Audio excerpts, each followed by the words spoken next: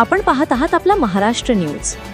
नमस्कार, आपला महाराष्ट्र न्यूज मध्ये आपले स्वागत आहे। बातमी बघण्यापूर्वी चॅनलला सबस्क्राइब, लाईक आणि शेअर करायला विसरू नका।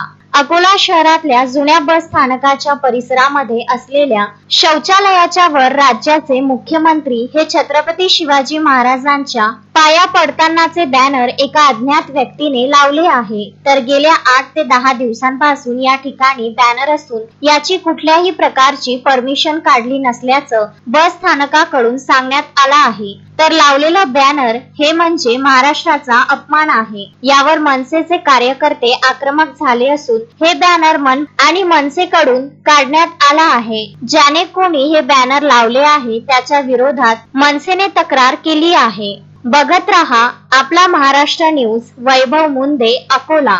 त्याच्यामध्ये सर किशन पनपाले सर एक अकोलाचे सिटीजन आहे, नागरिक आहे, यांनी आम्हाला खूप मदत केलेली आहे।